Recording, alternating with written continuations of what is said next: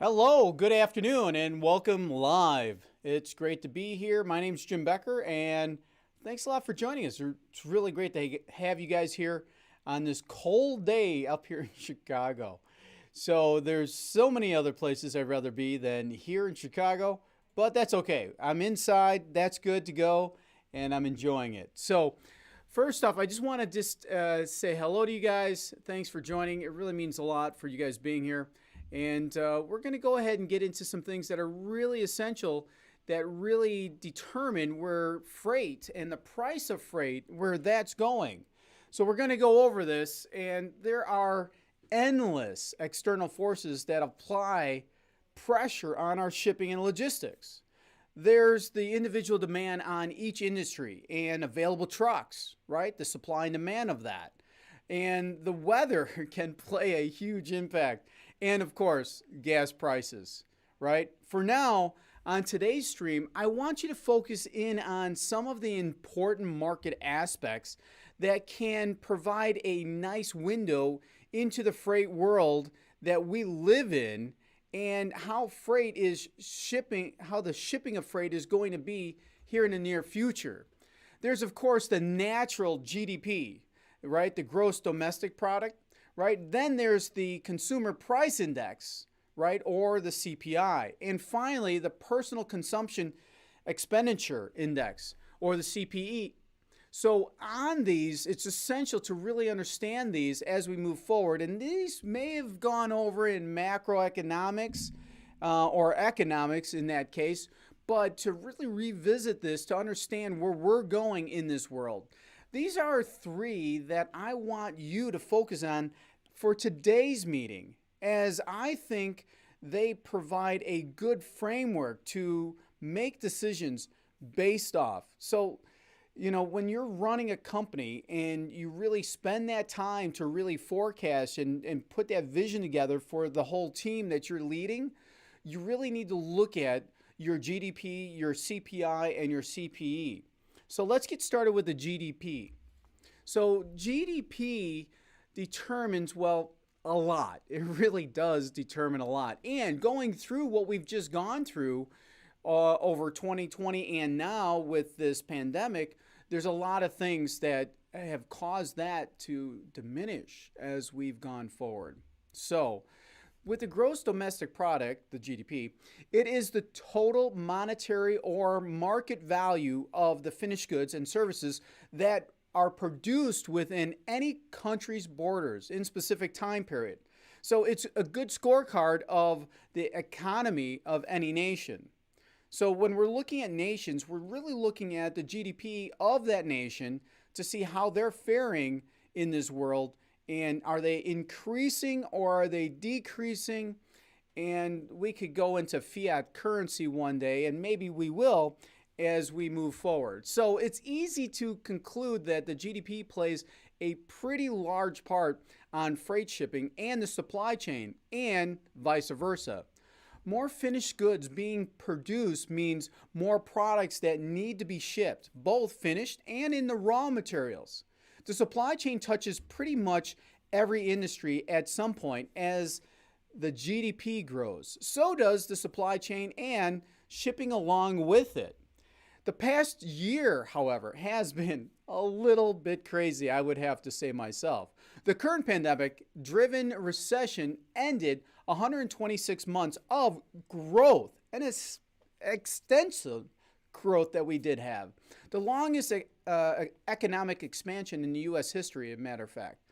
This has been felt across the industries, most of which use freight shipping in some way or fashion. I mean, if you look behind me, you can see that there was some crazy fluctuation in Q2 and in Q3 for the last year. So when you start seeing these numbers jumping up like this is kind of crazy. I mean, if you really take a look, it was all steady with some nice growth, and then bam, what happened? But luckily, it appears that we can expect some nice stabilization and growth this coming year. There's a huge hope that 2021 will have a growth rate of about 4%. It's estimated that the growth will slow in 2022 and 2023 at about 3% and 2.5 respectively. So which puts us about where we were before this all started. So take 2 steps forward and take 3 steps back maybe. With this information, as a 3PL company, you can expect a return to normal business with a consistent stream of goods that need to be shipped. I can't say all the industries are going to return to where they once were. There's definitely going to be some lasting changes. For Becker Logistics, as a matter of fact, we focus in on industries that we work within. It's always better to narrow down your data as much as possible. I mean, sometimes the GDP may be going one direction while all your customers are going in another. Overall, the GDP is nice because it's a base measurement that you all should know and follow. Let's move on to the CPI. And when we look at the Consumer Price Index, it is a measurement of the average change in the prices paid by urban consumers for a market basket of consumer goods and services. This report covers about 90% of the U.S. population. The CPI is the most widely used measure of inflation and is sometimes viewed as an indicator of the effectiveness of the government economics policy. So with the new regime that came in, with Biden and his team, you're going to see some changes that are going and where they're going to be spending money as well. And you may be thinking, but Jim, how does this all play into shipping and logistics? Well, if the CPI goes up, which is then, so does inflation. So what does inflation mean, right? And then suddenly, shipping is going to become more and more and more expensive. So as our customers are listening to this broadcast, you have to understand that they're wondering, are our prices going to be going up, or are they going to be going down, or are they going to be flat? I'm telling you, with the CPI where it's going, and you're going to see prices going up. And currently, many expect inflation to go above the Federal Reserve 2% target rate.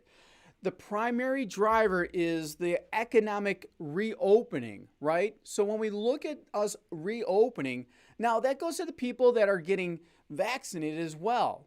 This is going to cause an upward price pressure in industries that were held back during that pandemic. Basically, there's going to be a lot of people spending more and more money each and every day and every single week as we move forward. One thing I didn't read is Citigroup economists are expecting inflation to push above the 2% by April of 2021. And they're for a couple of months, then eventually it's going to settle back in a little lazy boy towards that 2% target that we were kind of forecasting, right? By the end of the year. So as you can see behind me, this is reflected in the CPI greens, right? Are actually in yellow. So when we look at this, I'm feeling kind of weird because I can see it over here. You got the yellow and you got the greens. So as you can see it, let me move out of the way. The greens are actual and the yellow is projected values, right? So the average cost of goods are set to rise, which means inflation will follow along with it. Now, personally, I think we're going to hit a deflationary market before we hit the inflationary market, which means this fiat currency that we use, when we have dollars, I don't have my wallet with me right now, but a dollar is not money. It's just a note. It's a note. It's like an IOU note. And right now, this IOU note, like when I look at this, right, this is an IOU note. This is not money. Gold, silver, palladium, that's money. That's solid, right? That's a hard asset that we can actually use. This is actually worth 90 cents. 90 cents as of today, right? So we have to understand that it's not really worth $1 anymore. So when we start talking about deflationary and inflationary, we have to really understand where we're going on this, right? And the average cost of goods are set to rise. I mean, they really are. And this means inflation will kick us as we move forward into the new year, right? So just understand, you think it's all fun and roses because everything's going back to normal and people are getting vaccinated. Let me tell you, you have to really pay attention to what else is going on out there. So if you're entering into like a contractual rate with a shipper, you need to know this kind of information. You need to know that a current load that it ships for $1,000, maybe $1,050 or $1,100 late next year. So not a huge difference on its own, but multiply that by hundreds of thousands of shipments a day, well, that all adds up pretty quickly. So let's pause for a second and take a look at the the PCE number as we move forward and how it differs from the CPI. As I'm putting all these acronyms together, it's going to be fun, and the more and more that I throw in these acronyms, it's going to be kind of crazy. So, all right.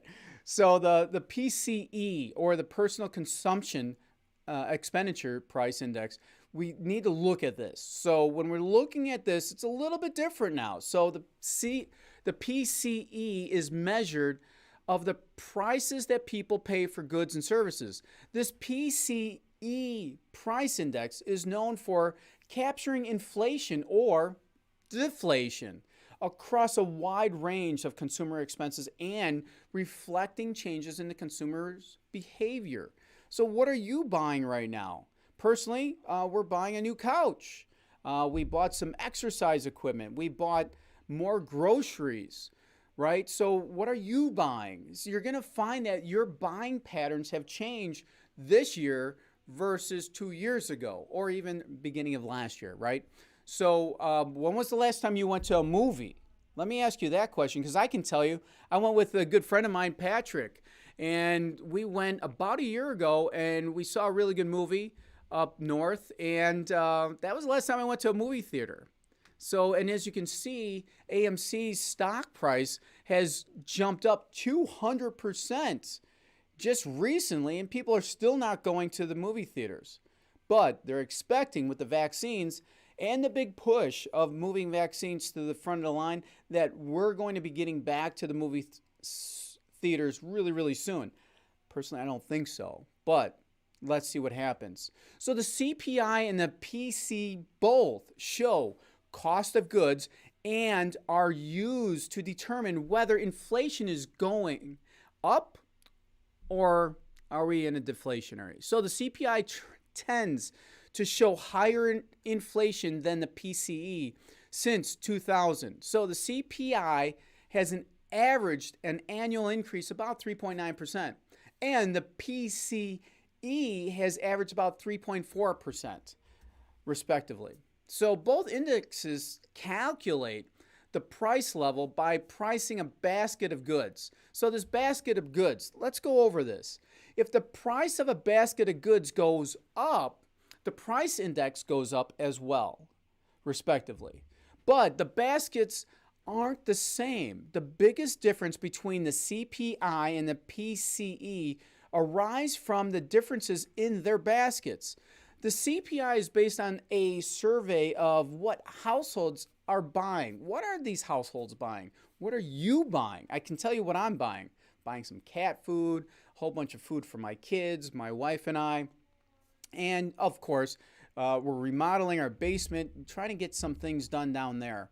So now that we're home all day long, I can't sit around and watch all this stuff that I've been wanting to do for years. I'll tell you, last year I did about 15 years of honey-do lists and knocked those things out like there's no tomorrow. So let's go back to the CPI. The CPI is based on that survey, right, of what household goods and what we are buying.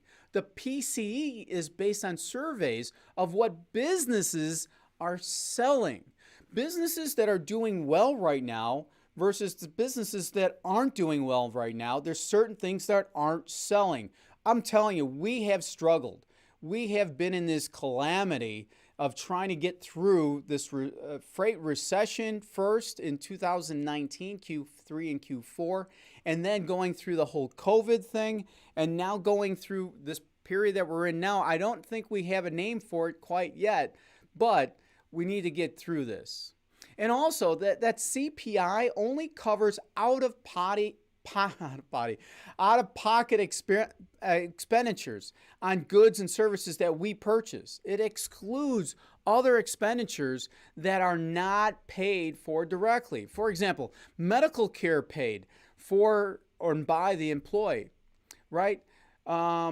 Maybe the employer provided that insurance. Well, these are, however, included in the PCE. So I know here at Becker Logistics, we take care of a majority of the health care for Blue Cross Blue Shield for our employees. So that medical care, that's paid for by the employer, right? That portion, that 70% that we pay, that's taken care of by us. The other 30%, that's taken care of course, by the employee. But us, we're taking that whole PCE on 100% goes to that PCE number. Additionally, the PCE tries to account for that substitutional fragment of things between goods when one good becomes more expensive. So if the price of bread goes up, people buy less bread, right? That's just how things work. And sometimes the reverse happens. If they lower something, they're planning on selling more of this. Basic economics. And the PCE uses a new basket of goods that accounts for people buying less bread.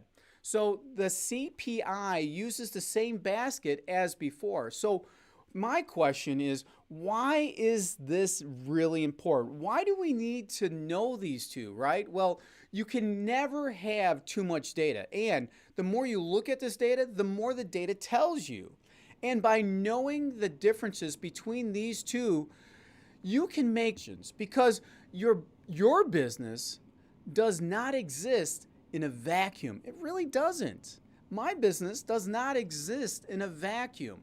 We live in this world, this great land called the United States of America. Additionally, each of us use these reports. We can break down certain goods or certain industries. So as similar to the GDP, you can see your customers' markets and how they're changing from both their perspective and the end customer's perspective. All of these reports really do matter, and they are key performance indicators that you must understand and follow. I mean, I have always said that KPIs are important, right? If you can measure it, you can manage it. And these are external KPIs, can be easily overlooked. Most of the time, companies are focused entirely on what they are doing, looking at their on-time ship percentage, really important, their net revenue, their loads shipped, so essential, right? These are great KPIs, but they never take the time to look outward at their surroundings. I mean, what if the key industry you are working with is projected to lose 20% of its value? Do I have your attention now? That's going to impact you and your employees and your business. It is so vital to monitor these market KPIs. Whoever is determining the overall strategy and direction of the company must keep these things in mind. So, sure, you are measuring your external factors that are impacting your business, right? No, maybe you're not. Make sure you are measuring your external factors that are impacting your company. It's going to be really important. So at this point in time, if you guys have any questions, I like to hit that. I know I'm trying to get you as much information every week on Wednesday, as much as possible as we go live. And if you have any questions, go ahead and hit me up. I'll check my phone and see what we got. And other than that, it's cold here in Chicago. It really is. It's turning out to be an interesting year, and the stimulus package is coming out. That's going to really help because we're in uncertain times right now. Our business uncertain. We're doing our best, and our customers are happy. So we are doing our part. So any messages? I'm looking right now. I'm not seeing any, which is fine. I love that. And that's the end of my broadcast, which is great. And it's weird to see myself on TV live. So that's kind of weird. I'm telling you, it's really weird. So no messages at this point in time. So listen, I want to thank you all for tuning into our live session. Love bringing you guys information. If you guys have any information that you'd like to share with me, DM me and hit me up, and then we'll go forward from there. Once again, God bless. Everybody have a great week, great day, and stay healthy, okay? Don't forget to mask up and wash your hands. Later. Bye-bye.